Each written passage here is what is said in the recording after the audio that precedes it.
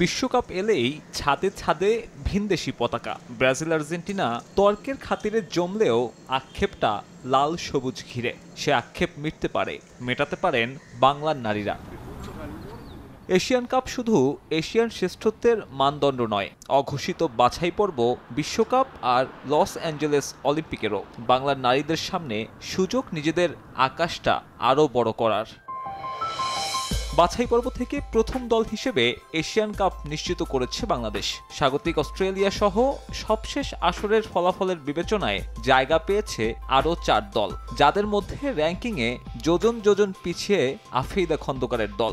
12 দলের টুর্নামেন্টে বাকি 7 দল আসবে বাছাই পর্বের বাকি 7 গ্রুপের চ্যাম্পিয়ন হয়ে। আগামী বছরের মার্চে অস্ট্রেলিয়াতে হবে এশিয়ান শ্রেষ্ঠত্বের প্রতিযোগিতা। 3 গ্রুপে ভাগ হয়ে 12 দল লড়বে কোয়ার্টারে উঠতে। 3 গ্রুপ চ্যাম্পিয়ন আর গ্রুপ রানার্স আপ সরাসরি 3 গ্রুপের সেরা 2 সেকেন্ড রানার আপ তাদের সঙ্গে খেলবে সেরা 8-এ। 29 জুলাই সিডনি টাউন হলে অনুষ্ঠিত হবে ড্র, যেখানে প্রথমবারের মতো সিডিং পদ্ধতিতে বিবেচনায় নেওয়া হবে ফিফা র্যাঙ্কিং। পিছিয়ে থাকায় লাভই হবে। 128 নম্বরের বাংলাদেশ থাকবে একেবারেই শেষ পটে, প্রথমটায় স্বাগতিক অস্ট্রেলিয়া। 4 দলের গ্রুপে শীর্ষ 2-এ থাকলেই মিলবে বিশ্বকাপের টিকিট। অবশ্য তৃতীয় হলেও থাকছে সুযোগ। সেক্ষেত্রে খেলতে হবে প্লে অফ। 6 মহাদেশের 10 দলের মধ্যে 2 ভাগে ভাগ করে হবে ইন্টার কনফেডারেশন প্লে অফ। এখান থেকে 3 দল সুযোগ পাবে 2027 নারী বিশ্বকাপে।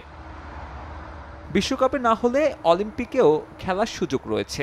এশিয়ান কাপের কোয়ার্টার ফাইনালে ওঠা 8 দলকে নিয়ে হবে অলিম্পিক বাছাই। পাশ করলেই লস অ্যাঞ্জেলেস, যেখানে প্রথমবারের মতো পুরুষদের তুলনায় অংশগ্রহণকারী নারী দলের সংখ্যা বেশি। আপাতত এশিয়ান কাপ ঘিরে প্রস্তুতি শুরুর অপেক্ষা বাংলার স্বর্ণকর্ণাদের। হাতে সময় বাকি আরও 8 মাস। অস্ট্রেলিয়ার কন্ডিশন মাথায় রেখে মেয়েদের প্রস্তুতি ঠিকঠাক হলে ব্রাজিল বিশ্বকাপে লাল সবুজ পতাকা দেখার স্বপ্ন সত্যি হবার অপেক্ষায়।